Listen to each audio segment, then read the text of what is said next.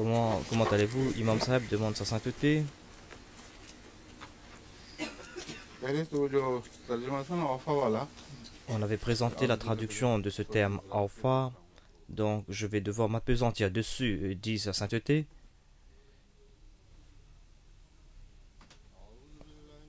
الرجيم بسم الله الرحمن الرحيم ما كان للنبي والذين آمنوا ये तो हो चुका है शायद नहीं तिलावत हो चुकी थी ठीक है أعوذ بالله من الشيطان الرجيم بسم الله الرحمن الرحيم ما كان للنبي والذين آمنوا أن يستغفروا للمشركين ولو كانوا أولي قربى من بعد ما تبين لهم أنهم أصحاب الجحيم وما كان استغفار إبراهيم لأبيه إلا عن موعظة وعدها إياه فلما تبين له أنه عدو الله تبرأ منه إن إبراهيم لأواه حليم وما كان الله ليضل قوما بعد إذ هداهم حتى يبين لهم ما يتقون إن الله بكل شيء عليم ये तिलावत पहले हो चुकी है अब पहले इसका तर्जुमा करके फिर Donc je vais présenter la traduction de ces versets, et c'était les versets 113 à 115 de la sourate Al-Tawbah, le chapitre 9 du Saint-Coran.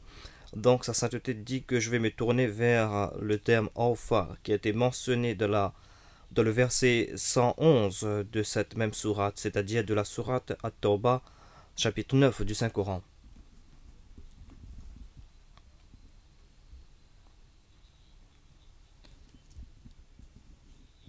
وَمَنْ أَوْفَى بِأَحْدِهِ مِنَ اللَّهِ فَاسْتَبْشِرُوا بِبَيْعِكُمُ الَّذِي بَايَعْتُمْ بِهِ.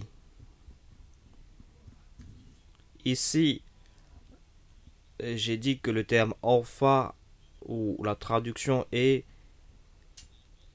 et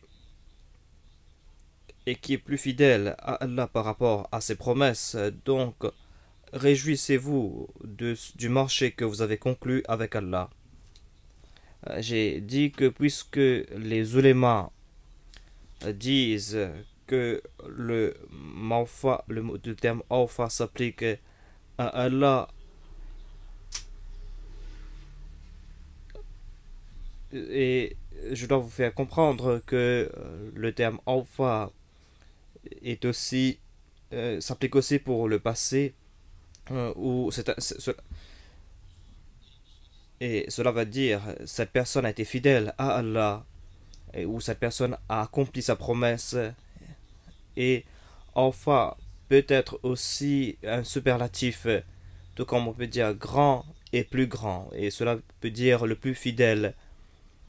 Donc ce terme alpha est à la fois un superlatif et au passé, c'est-à-dire à la troisième personne du passé.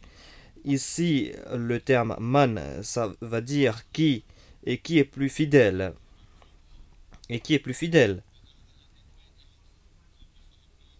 qu'Allah à ses promesses. Ici, on doit dire que le terme min peut signifier mara, le terme mara qui veut dire avec, et le Saint-Coran est en train de supporter cette interprétation. On voit que le Saint-Coran change de terme de temps en temps, et quand tel est le cas, alors on comprend davantage ces versets. J'ai déclaré que d'après moi, cette traduction qui est la mienne peut être acceptable, afin que le terme alpha puisse tenir à sa place. Et quand vous réfléchissez dessus, vous allez voir la réponse après. Une preuve qui est présentée par les ulémas contre cette interprétation est que bi ahdihi, et et qui, et qui a fait ses promesses à Allah.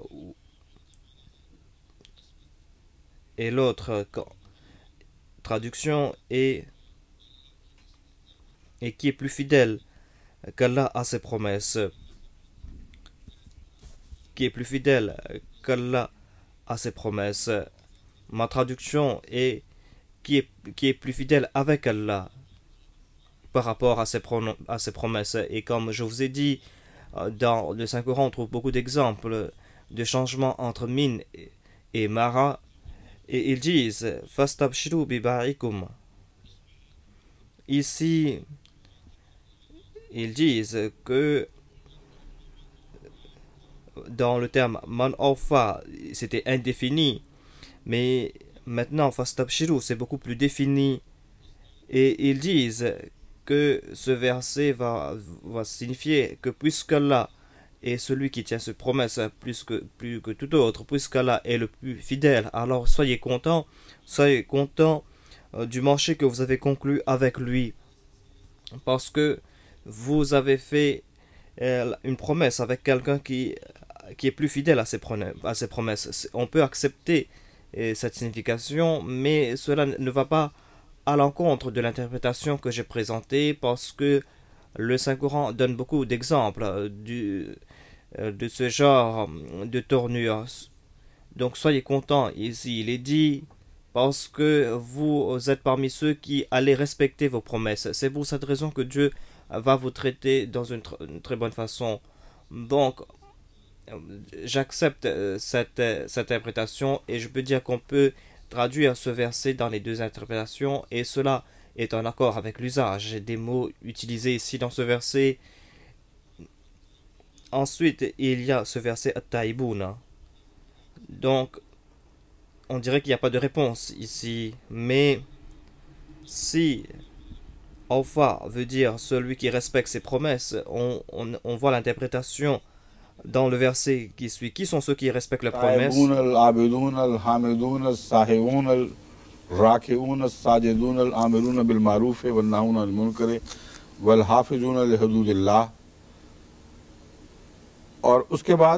Et après cela, le verset suivant le terme suivant est toujours à la définie wa bashir al-mu'minin. Donc, après avoir indéfini les sujets, Dieu a donné une bonne nouvelle. Donc la deuxième bonne nouvelle nous fait comprendre que Allah va accomplir la promesse avec celui qui accomplit sa promesse. Mais il y a une autre condition, c'est-à-dire il y a une deuxième partie. Cette deuxième partie aussi doit respecter sa promesse. Et ce terme, fastabshiru, est cette bonne nouvelle, c'est-à-dire annonce la bonne nouvelle à ceux qui croient. Cette bonne nouvelle s'applique à ceux qui accomplissent ces conditions qui ont été mentionnées dans ce verset 112.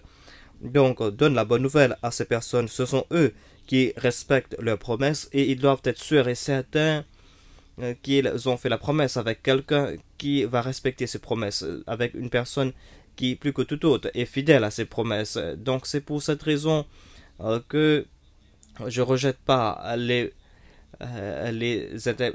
interprétations du passé, mais je crois que mon interprétation aussi est acceptable.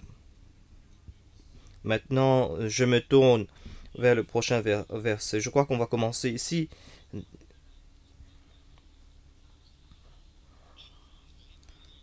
Il ne convient pas au prophète, ou le prophète ne fait pas de telles actions, ni aux croyants. Il ne convient pas au prophète ni aux croyants d'implorer le pardon d'Allah pour les idolâtres. C'est contre l'honneur d'un prophète, c'est contre l'honneur des croyants que d'implorer le pardon d'Allah pour les idolâtres, quand bien même ce seraient des parents.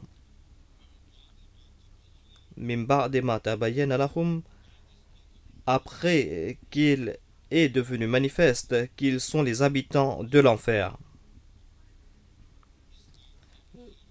Donc, beaucoup de personnes posent des questions et disent que quand nous prions Rabbana ighfirli wa li walidayya wa lil mu'minina yawma yaqumul hisab. Donc, il y a beaucoup d'Ahmadis, il y a beaucoup de musulmans, et puisque il y a beaucoup d'idolâtres qui ont accepté l'Ahmadiyyat, donc ils disent que leurs parents sont idolâtres, sont polythéistes. Ils disent, est-ce qu'on doit faire de telles prières? Voilà la question qu'ils posent. Ensuite, ils disent aussi que les parents du saint prophète, paix sur lui, n'étaient pas des croyants. Les Arabes, en général, étaient des polythéistes. C'est pour cette raison que le saint prophète, paix sur lui, le saint prophète lui-même faisait cette prière. Donc, quelle est la teneur de cette prière? Certaines personnes disent que Hadrat Abdullah n'était pas un polythéiste et la mère du saint prophète n'était pas polythéiste non plus. Et donc on doit accepter cela. C'est que puisque jamais on a dit que ces personnes étaient des polythéistes, c'est pour cette raison qu'on ne peut pas les considérer comme des idolâtres. Mais la réponse ne s'arrête pas là, dit sa sainteté. À part cela, la réponse se trouve dans ce verset. Allah déclare que ce terme, cela ne s'applique pas à tous les idolâtres. Il y a certains idolâtres qui suivent leurs traditions par simple manque de connaissances. Ce sont des personnes qui ont une crainte de Dieu. Et on trouve de tels exemples parmi les hindous. C'est-à-dire, on peut les qualifier de polythéistes, mais ils ont une crainte de Dieu. Ils nous demandent à prier pour eux.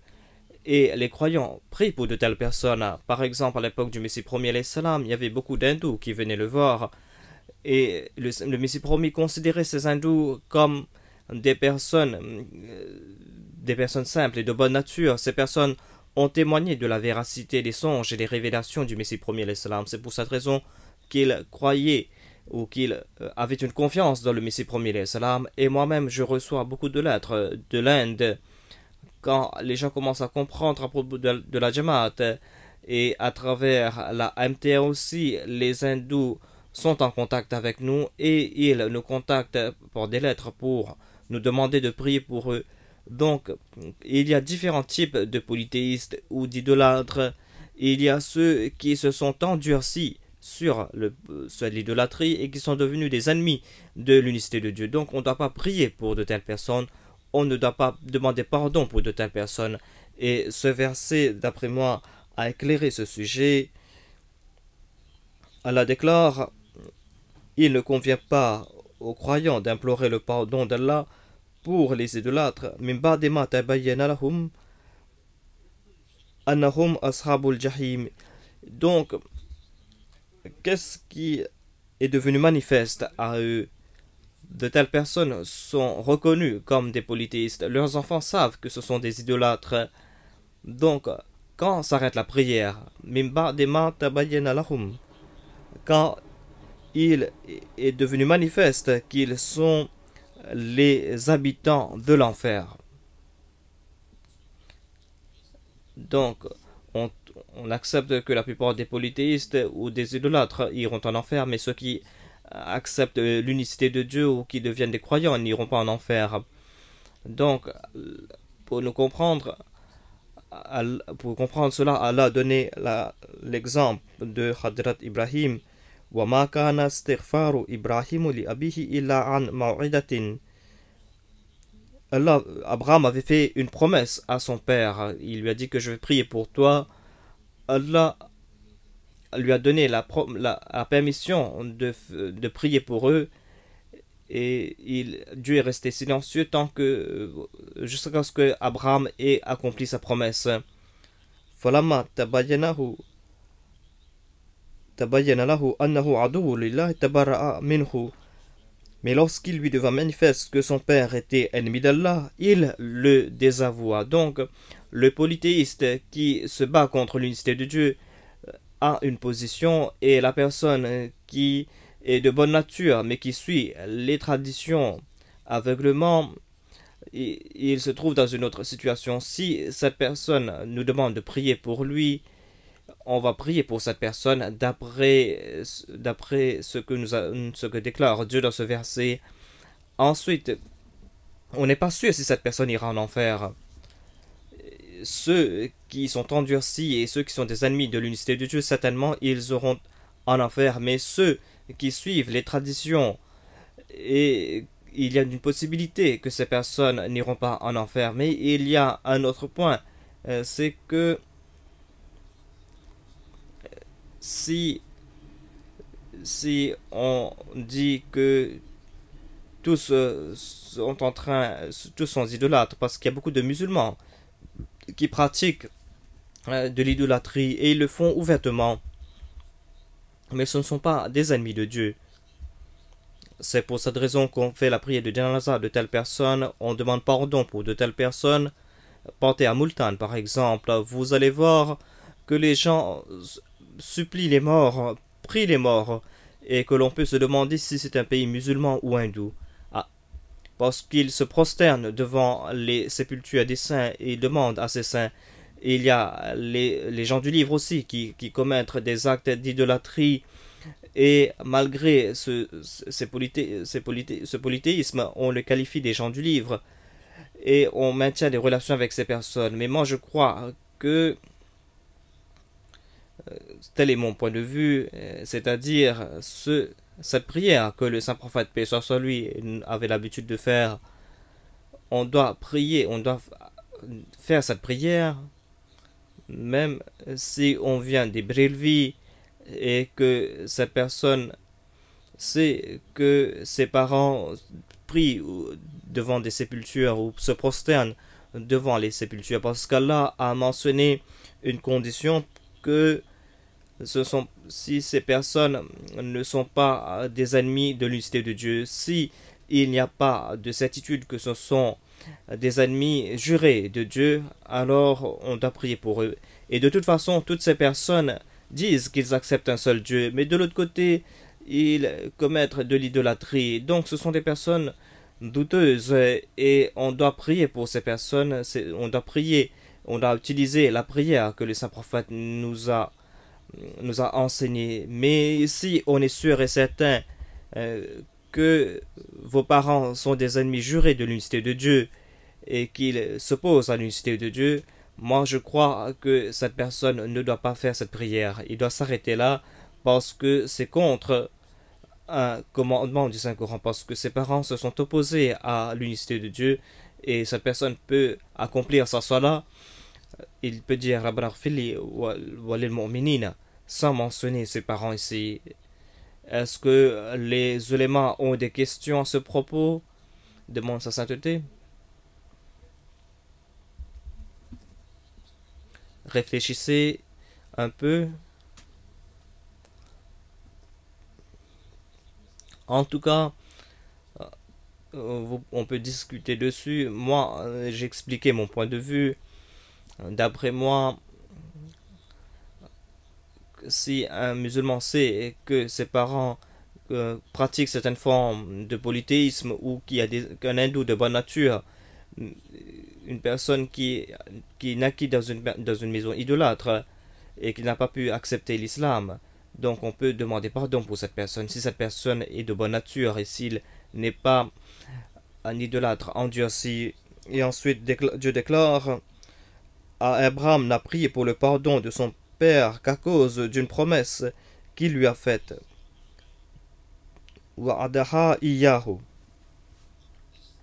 Ici, il y a un point très intéressant ici, dit sa sainteté, et que c'est le même sujet de Awfa bi ahdihi. Dieu respecte les promesses à tel point, il honore les promesses. Il savait que le père d'Abraham était son ennemi, mais puisque Abraham avait fait une promesse, c'est pour cette raison que Dieu a respecté la promesse d'Abraham. Il ne lui a pas dit de s'arrêter, il lui a dit de respecter sa promesse. Donc le saint prophète, paix soit sur lui, a fait la prière de Janaza du chef des hypocrites et il a prié pour cette personne parce que son intention était comme une promesse. Il a dit que je vais faire cette prière. C'est comme si il avait fait une promesse avec cette personne et Dieu lui a laissé faire. Donc, ces sujets du Saint-Coran sont très subtils. Il y a des relations très subtiles entre ces différents versets. Et vous allez voir que tout le sujet est lié. Et tous ces versets sont liés entre eux. فَلَمَّا تَبَيَّنَ لَهُ أَنَّهُ عَدُوٌّ لِلَّهِ quand il lui devint manifeste que son père était l'ennemi d'Allah, il le désavoua. Donc tabayyana ici, il n'est pas dit que c'est Dieu qui lui a rendu manifeste, mais il est dit que il lui devint manifeste. Est-ce qu'on trouve mention dans d'autres versets que Dieu lui avait informé que son père était un ennemi de Dieu? Donc je ne me souviens pas de tel verset. Il est dit à propos du prophète Noé que Dieu lui avait informé à propos de son fils. Mais le terme tabayyana veut dire ici que Abraham lui-même aimait Dieu. Il avait fait une promesse, il a accompli sa promesse, mais petit à petit il a compris la réalité, il a compris que son père était un ennemi de Dieu, un malheureux. Et c'est là que Dieu mentionne les qualités de Hadrat Ibrahim. Tabarra'a minhu. Il le désavoua, il se détourna de lui. Inna Ibrahima la awahun halim. Assurément, Abraham avait un cœur très sensible et était très tolérant.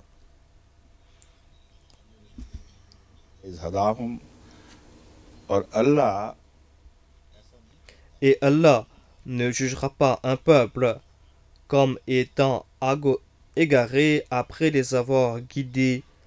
Allah n'égarera pas un peuple après l'avoir guidé avant qu'il ne leur fasse clairement comprendre ce dont ils devraient se garder.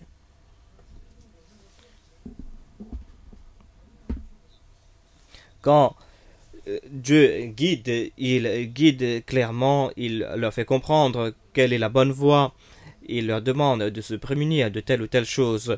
Ensuite, si ces personnes se détournent, c'est là que Dieu les égare. Dieu les considère comme des égarés. Ici, le verset sera وَمَا كَانَ اللَّهُ لِيُضِلَّ قَوْمًا بَعْدَ إِذْ هَدَاهُمْ. Cela ne veut pas dire que quand il leur a accordé la taqwa, Allah les égare, mais il y a des sujets sous-jacents, des sujets qui sont évidents que les gens devaient comprendre.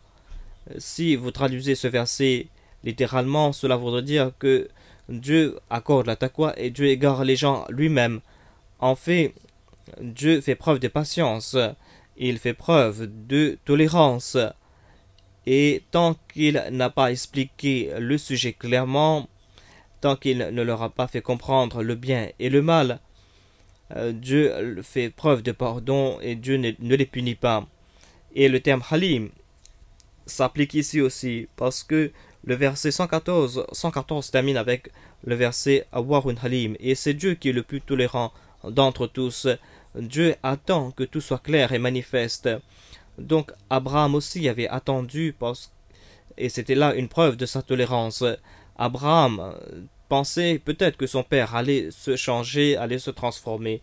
Et quand Allah est Halim, quand Abraham est Halim, alors certainement Dieu est beaucoup plus Halim et beaucoup plus tolérant que lui. Donc soyez sûr et certain que Dieu va vous traiter de la même façon. C'est-à-dire, il va vous traiter de la même façon qu'Abraham avait traité son père. Tant que vous n'avez pas tout compris, et si vous ne vous égarez pas après avoir tout compris, Dieu va vous pardonner. Dieu vous accordera ses grâces. Inna Allaha bikulli shay'in alim.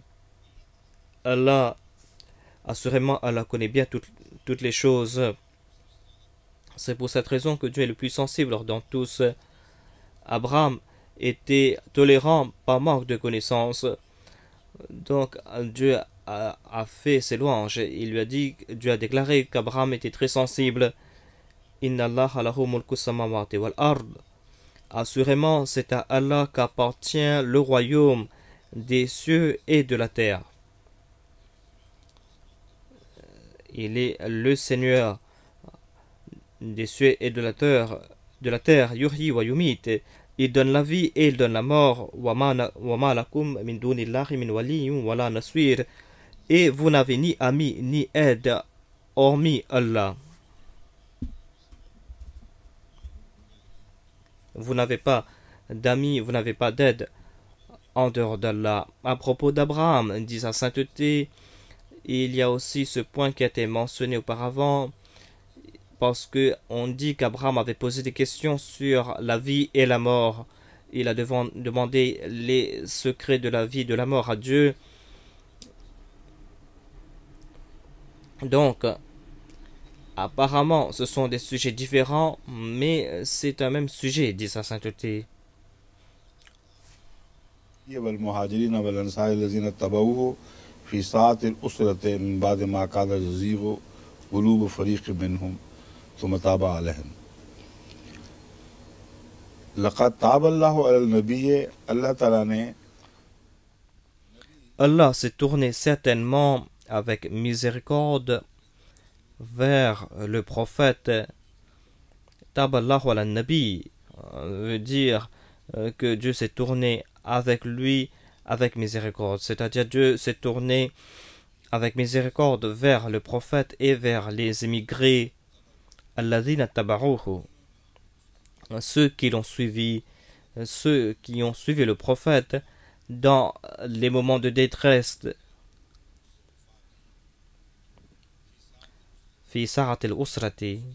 Donc ces personnes ont accompagné le prophète dans les moments difficiles. Min ba'di ma kada yaziru qulubu fariqim minhum.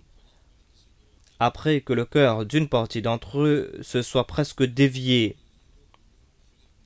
Ma kada yaziru qulubu fariqim minhum.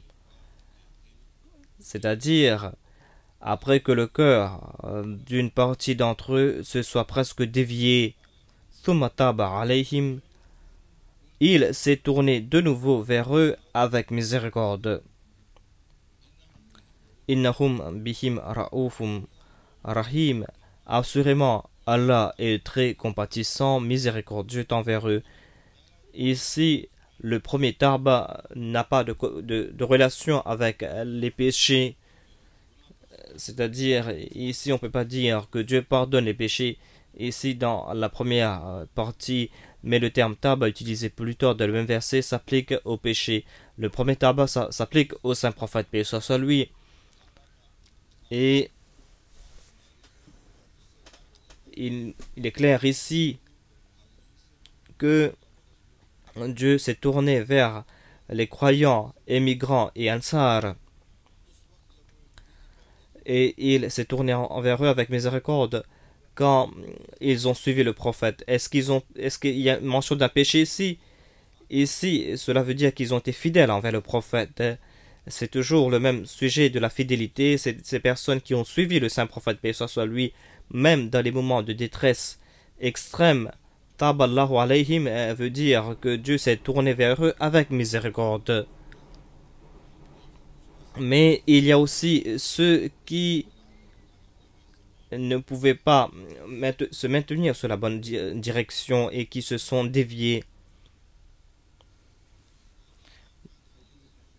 Min ba'di ma kada yaziru qulubu fariqin minhum. Dieu s'est tourné avec fidélité malgré que parmi eux, parmi ces personnes, il y avait ceux qui se sont déviés du droit chemin. Ils s'étaient presque déviés. Il y avait un très grand danger pour eux à cet instant, et s'ils faisaient preuve de faiblesse, ils allaient se détourner complètement du saint prophète, paix soit lui. Mais Dieu les a sauvés. Thumma taba alayhim. Et ici, ce deuxième tabac s'applique pour le pardon de Dieu. Et après cela, Dieu les a sauvés de ce danger et les a punis. Innahum bihim ra'ufun rahim. Et assurément, Allah est très compatissant, miséricordieux envers eux. Ce terme Raouf ou Rahim s'applique pour les croyants, c'est-à-dire c'est en relation avec les croyants. Plus devant, on va comprendre le sujet, tout comme par rapport à Abraham, on a mentionné Awahun Halim. Ici, après avoir mentionné que Dieu est Raouf ou Rahim, Dieu va mentionner que le saint prophète aussi est Raouf ou Rahim. C'est comme cela que Dieu mentionne la relation entre les attributs de Dieu et les prophètes. Donc, à travers ces versets, on comprend davantage cette relation. Et maintenant, on va mentionner ces trois personnes qui allaient presque dévier.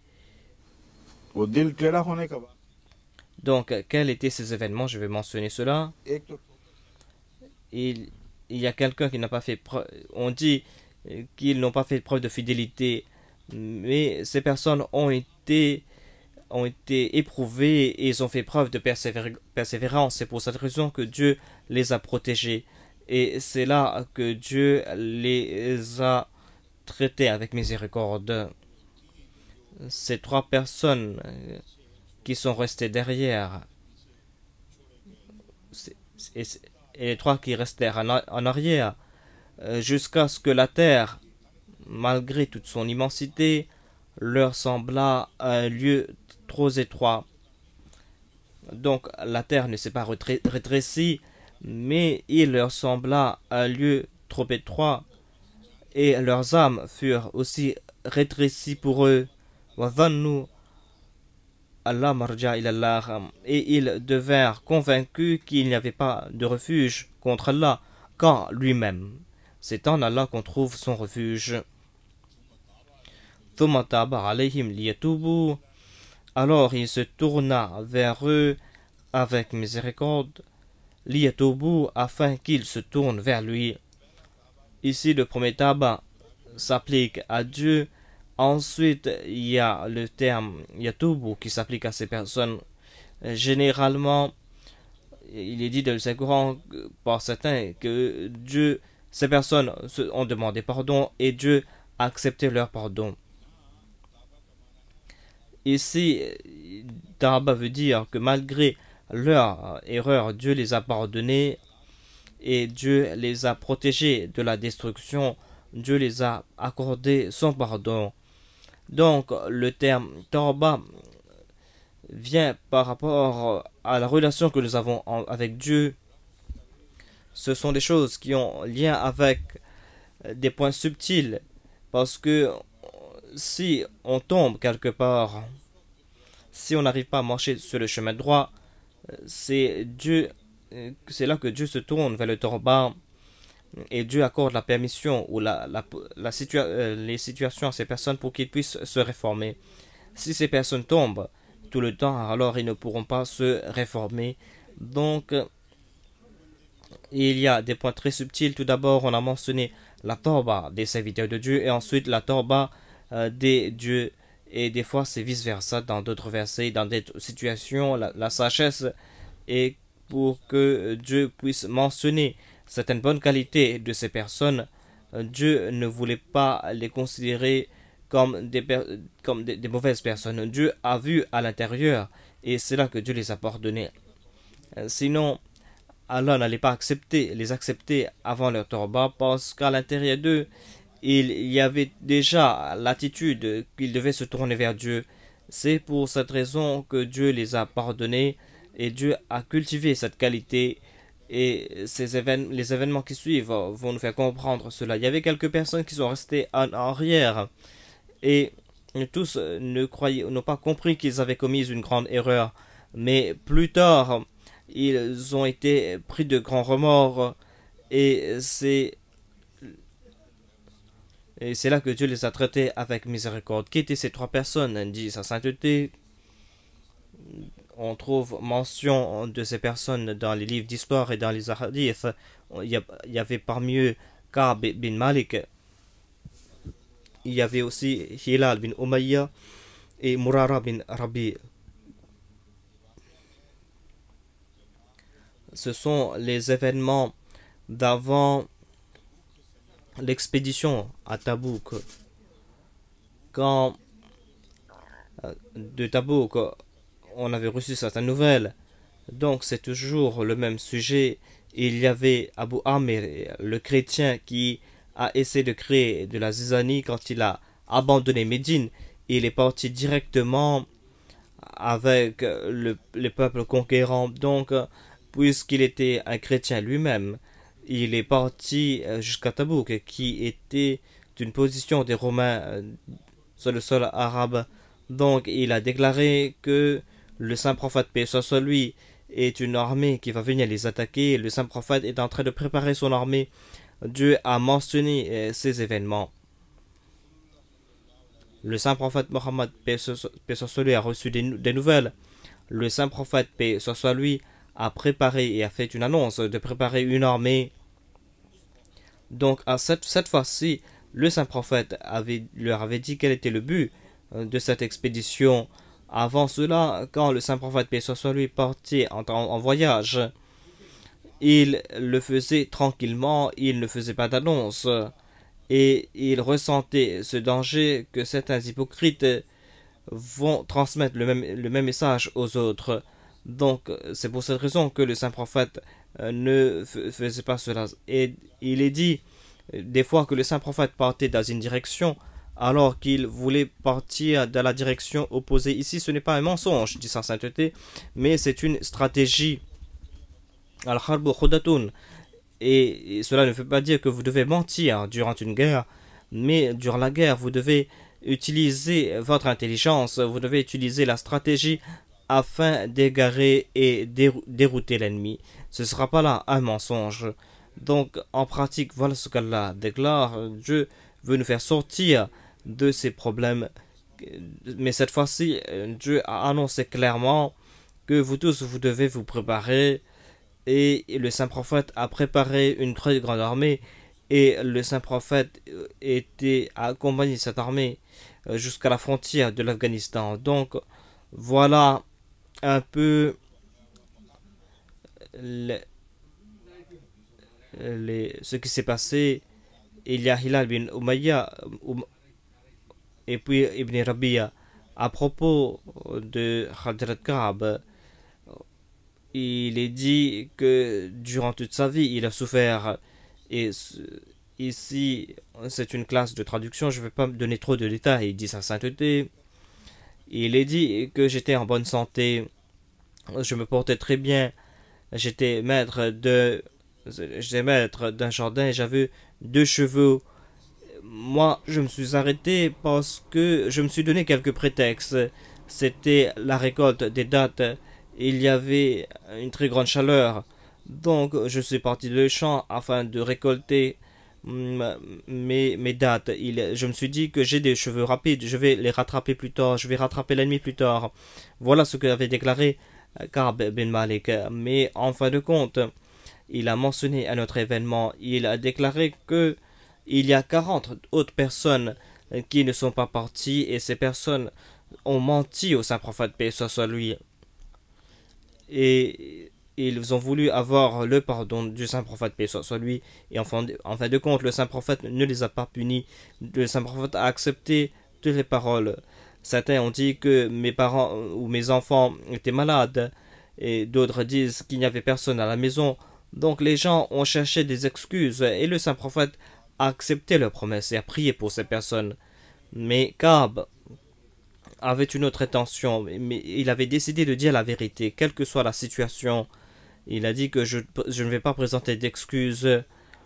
Le saint prophète, paix soit lui, a boycotté cette personne. Et Dieu Kada yazir qulubum fariq minhum.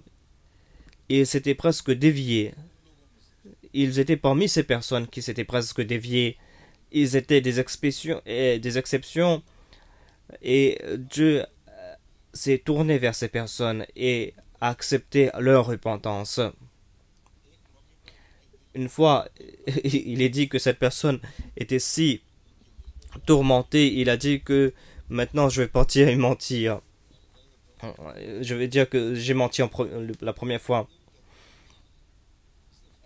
Donc il n'y aurait pas eu d'avantage pour lui. Mais c'était Satan qui a insufflé de telles pensées en lui. Il a demandé est-ce que je suis seul. On lui a dit non, il y a deux autres personnes qui sont frappées par ce boycott. Donc voilà ces personnes, les personnes qui ont été mentionnées, et Dieu a mentionné ces personnes. Et Dieu a mentionné que ces personnes ont été pardonnées. Donc ils ont fait un très grand commerce. Ils ont été tourmentés, oui, mais ils sont restés vivants dans le Saint-Coran jusqu'au dernier jour. Dieu a témoigné de leur véridicité ici. Et ici, Allah déclare Ra'oufur Rahim. Allah est très compatissant et miséricordieux. Donc, Inna Allah wa Tawwabur Rahim. Assurément, c'est Allah qui est celui qui revient souvent avec compassion et qui est miséricordieux.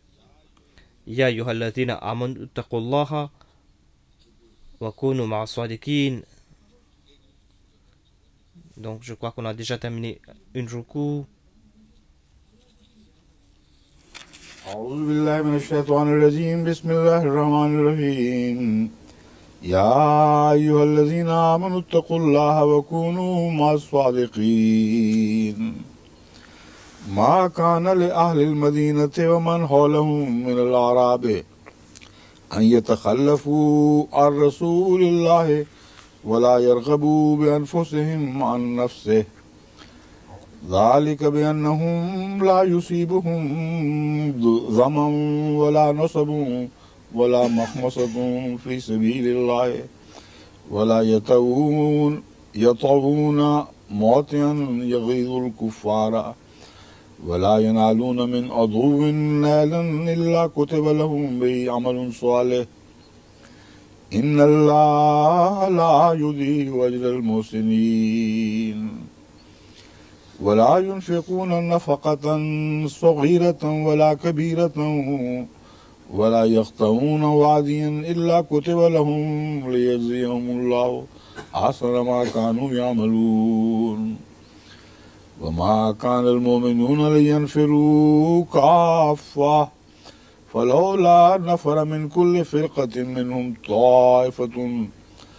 طائفة ليتفقهوا في الدين ولينذروا قومهم إذا رجعوا إليهم لعلهم يحذرون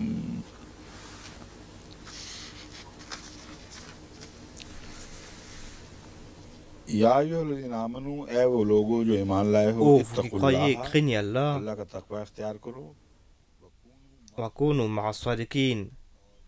Et soyez du nombre des véridiques.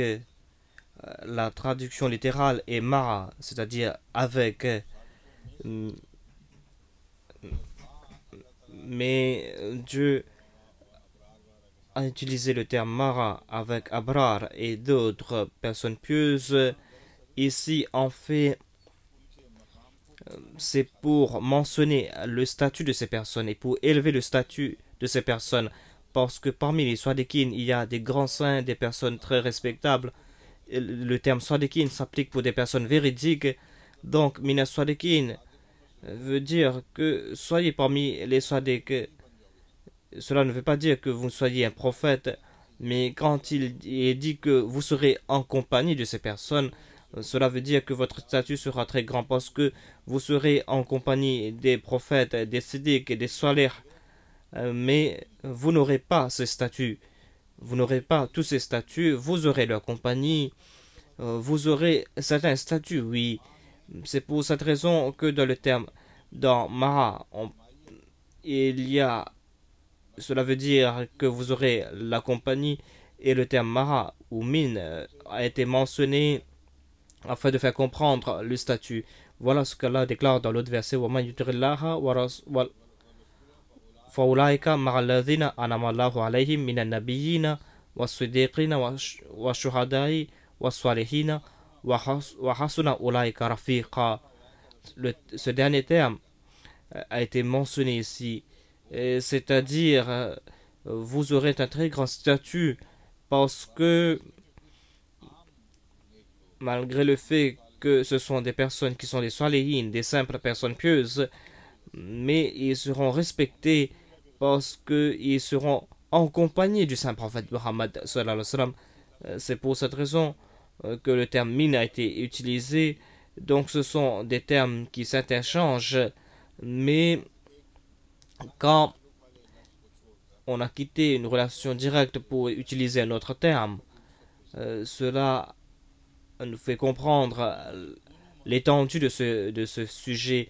Ici, il est dit soyez parmi les véridiques, et parmi ces véridiques, vous allez voir le saint prophète, paix soit lui, et d'autres siddiques. Si vous avez leur compagnie, alors cela va vous suffire.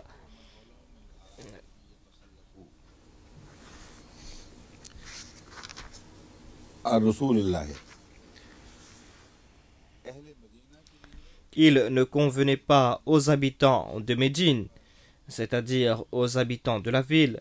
Le terme Madina, Al-Madina, s'applique en fait à Yathrab, c'est-à-dire la ville où le saint prophète, paix soit lui, s'est émigré.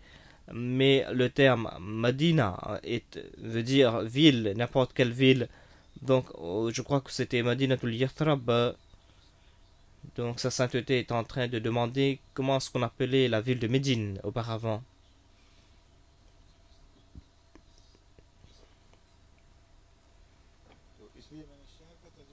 Donc c'est pour cette raison que j'ai dit que Médine est une ville. On peut dire que Médine est la ville du saint prophète, c'est-à-dire Médina. Et quand on parle des Bédouins, il est dit que il ne convient pas aux habitants de Médine et à ceux des Bédouins qui habitaient autour qu'ils restent derrière, laissant partir le saint prophète ou le messager d'Allah, ou qu'ils préfèrent leur propre vie à la sienne. Donc il ne leur convenait pas qu'ils préfèrent leur vie à la vie de l'envoyé de Dieu. C'est-à-dire, ils ne devaient pas accorder plus d'importance à leur confort qu'au confort du saint prophète Mohammed, paix soit sur lui. La raison en est que dans la voie d'Allah, ni la soif, ni les fatigues, ni la faim les accablent, parce que toutes les difficultés qui vont endurer en suivant le saint prophète, paix soit sur lui, ils seront bénis pour ces difficultés. La raison en est que dans la voie d'Allah, ni la soif, ni les fatigues, ni aucune piste qui les fatigue, la faim ne les accable pas, et qu'ils ne foulent aucune piste qui fasse enrager les mécréants.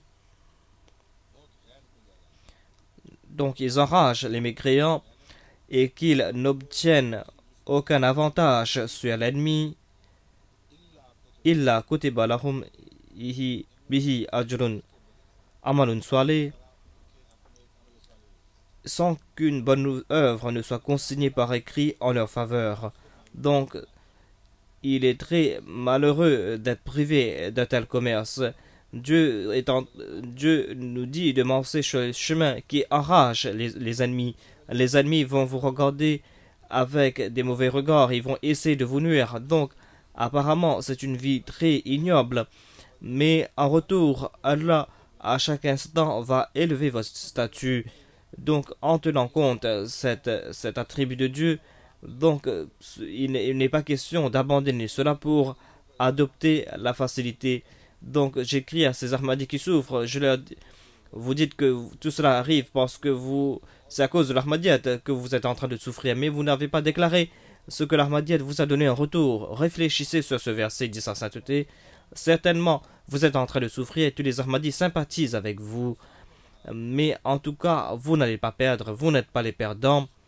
Parce que si vous commencez à plaindre, à vous gémir, alors vous serez privé des faveurs. Parce que si vous aviez la possibilité, vous n'allez pas faire de sacrifice pour la cause de Dieu.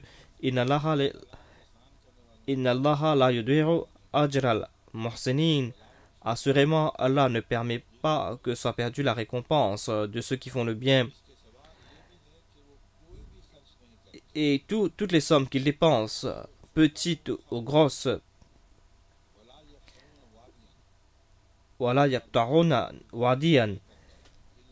Et ils ne dépensent aucune somme, petite ou grosse, ni ne traversent aucune vallée, sans que leur action ne soit inscrite à leur avantage, afin qu'Allah puisse leur accorder la meilleure récompense pour ce qu'ils ont fait. Cette deuxième partie de sa sainteté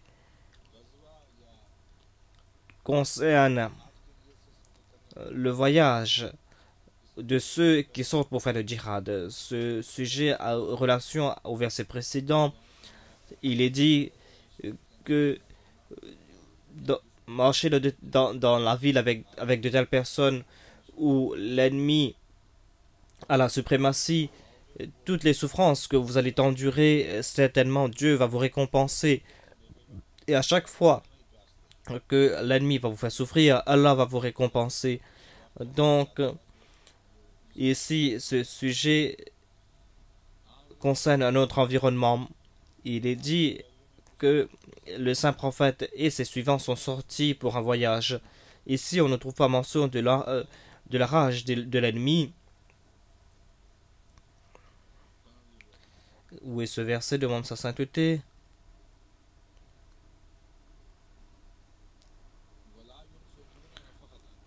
Voilà, yunfiquna nafaqatan. Maintenant, on mentionne ces personnes qui dépensent dans le chemin de Dieu et des personnes qui voyagent pour la cause de Dieu. C'est un autre sujet différent. C'est un sujet qui est lié avec le premier sujet, mais un peu différent. Voilà kabiratan, voilà saghiratan. Ils ne dépensent aucune somme, petite ou grosse, ni ne traversent aucune vallée, sans qu'Allah leur récompense. Donc, ici, cela concerne un autre environnement, et le sujet qui a été mentionné auparavant concerne un autre environnement. Cela veut dire qu'il y avait des personnes qui dépensaient de leur poche pour faire des voyages pour la cause de Dieu. C'était des personnes qui préparaient leurs provisions, qui payaient leurs provisions. Le saint prophète, paix soit lui, des fois, dans certains cas, préparait des provisions pour ceux qui allaient les accompagner, mais dans la plupart des cas, chaque voyageur rapportait ses repas et ses provisions.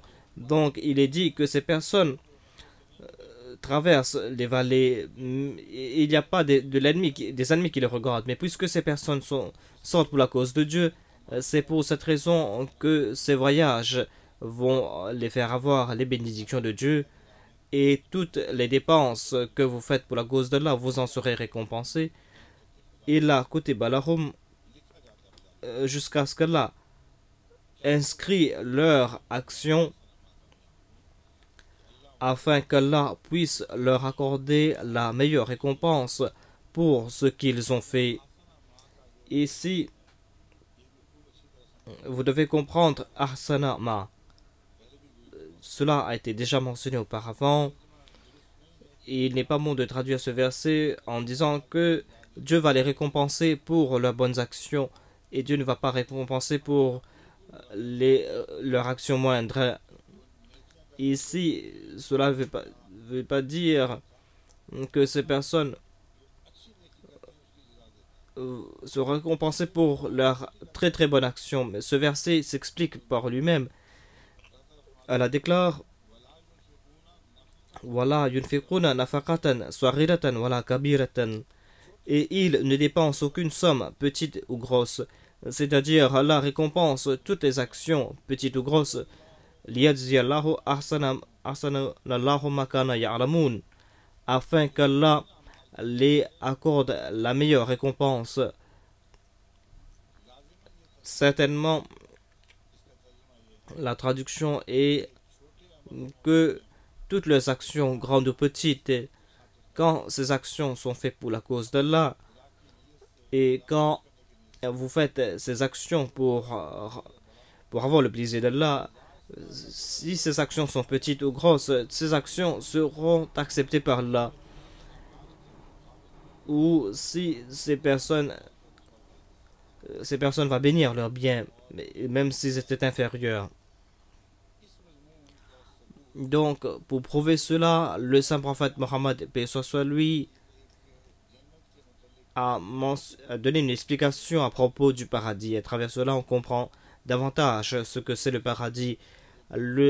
Quand le Saint-Coran a déclaré que les gens vont se réunir au paradis, et le Saint-Coran a aussi déclaré que toute personne sera récompensée d'après ses actes et ils auront des statuts différents.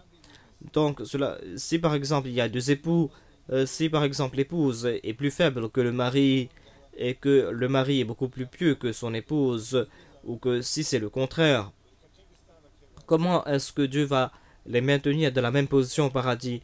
Parce que un des deux aura un statut moindre. Le saint prophète paix soit lui a dit qu'il n'y a pas de problème à ce propos. La personne qui est beaucoup plus bonne, certainement cette personne, à cause de la relation qu'elle a avec Dieu, Dieu va bénir l'autre personne aussi. Arsana, voilà comprendre ce sujet, c'est-à-dire que ces personnes seront récompensées si une très bonne action d'un sera une récompense d'une autre. Donc, c'est pour cela que ces personnes seront récompensées, même si ces personnes sont faibles. Dieu a mentionné un autre sujet. Il est dit aussi que il y a aussi des petites œuvres, il y a aussi des très grandes œuvres. Donc, au jour de la récompense, Dieu va vous récompenser pour ces toutes petites actions, comme si vous avez accompli de grandes actions. Voilà les faveurs de Dieu sur vous. Parce qu'Allah déclare Inna Allaha la yudi'u ajra al-muhsinin.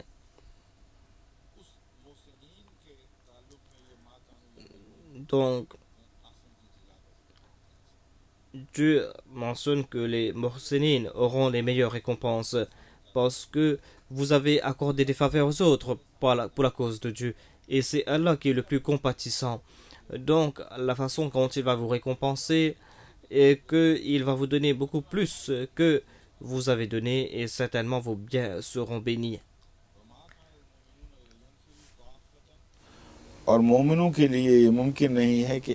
Il n'est pas possible aux croyants de partir de l'avant tous à la fois.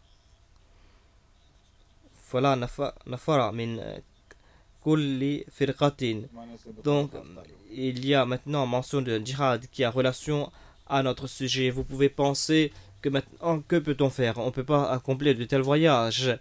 Mais Dieu n'a pas laissé de prétexte. Mais Dieu a déclaré qu'il y a d'autres voyages qui seront permanents. Et aucune personne n'aura d'excuse. Il ne pourra pas dire que les autres ont eu la possibilité, moi j'ai pas de possibilité. Ce voyage concerne établir.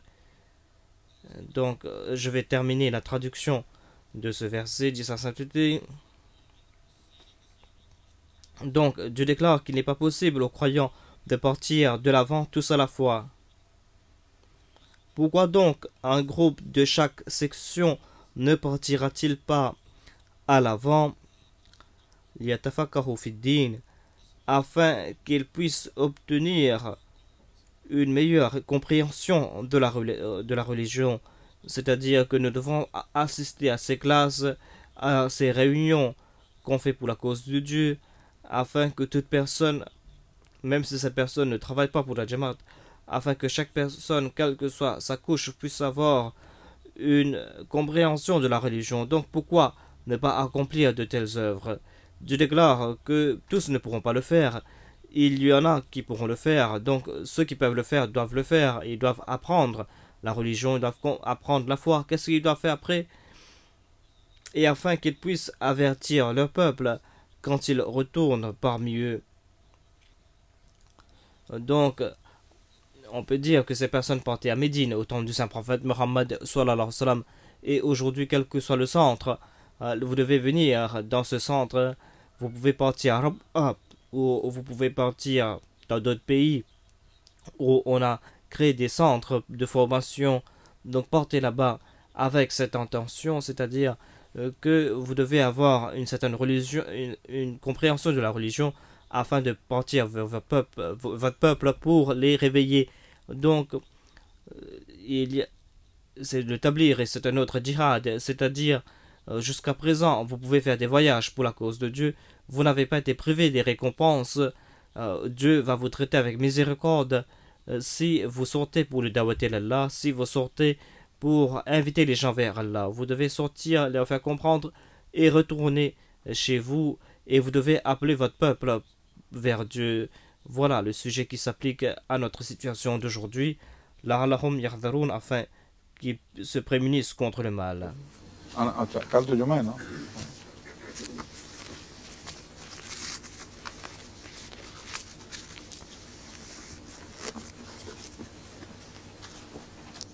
Assalamu alaikum warahmatullah.